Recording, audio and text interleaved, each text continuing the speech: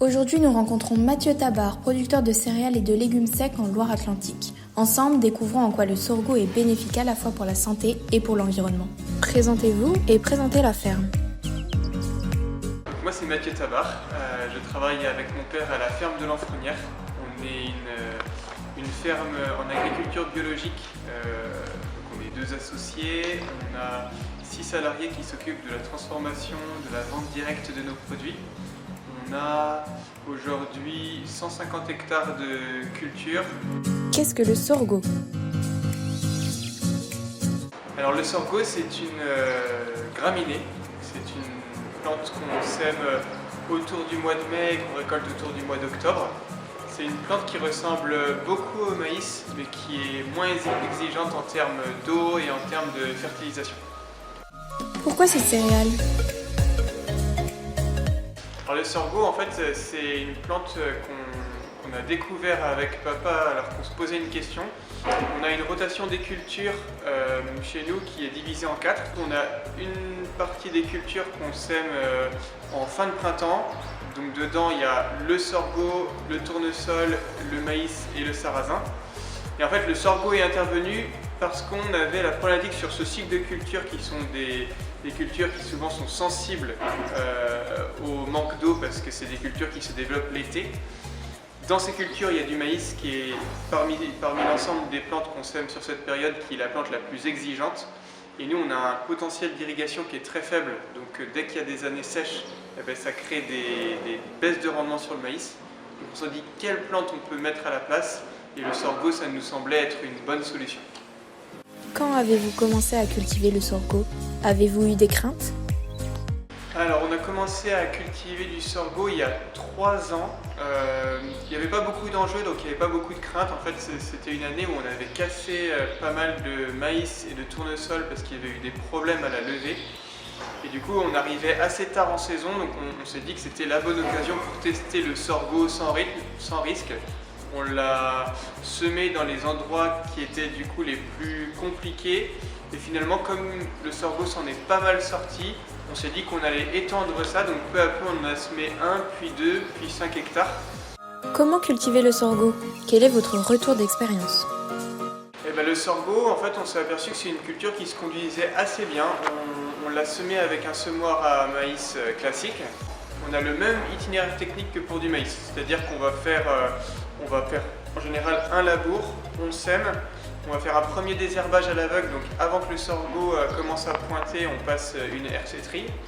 Ensuite, on a 2 passages de binage, le premier à 2 km/h, le deuxième à 4-5 km/h, pour vraiment gérer l'enherbement dans l'interrang. On a un dernier passage de binage vraiment pour chausser. Et quand on a fait ces 3 passages-là, c'est une culture qui en fait offre un intérêt parce qu'elle est assez résistante à la sécheresse. Et en fin de compte, elle est assez vigoureuse, donc il y a très peu d'herbe sur le rang. Nous, on a trouvé que c'était une culture qui était assez simple à conduire.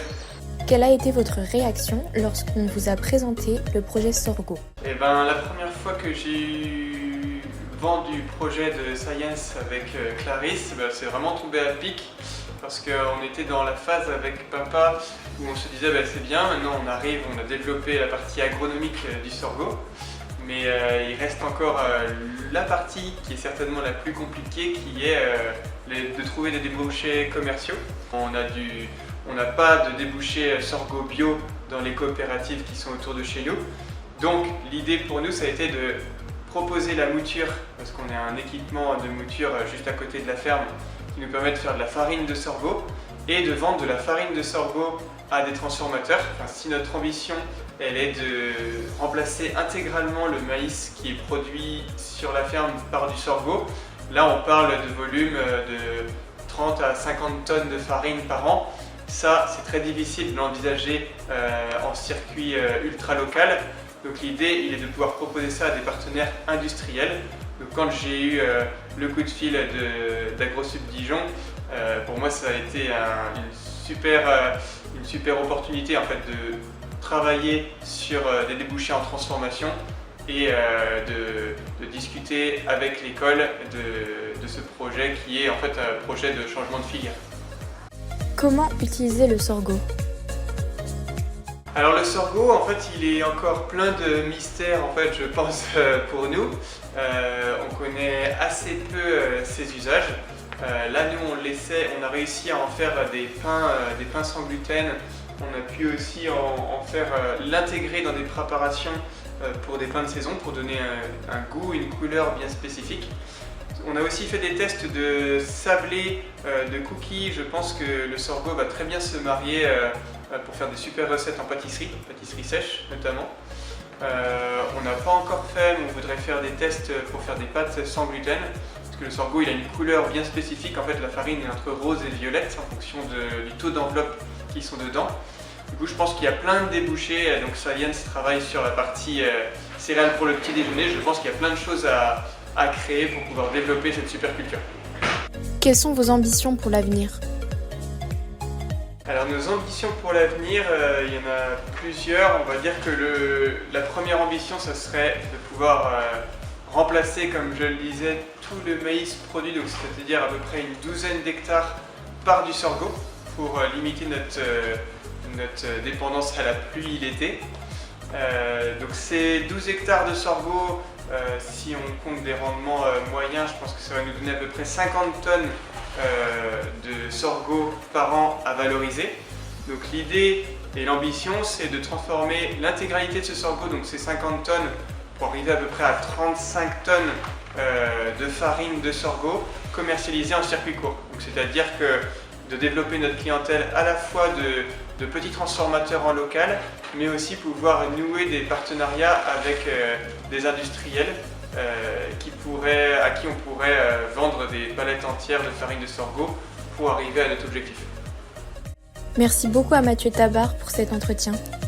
Sorgho, le petit-déj des héros forts et écolo. Ensemble, faisons de l'alimentation un geste pour la planète.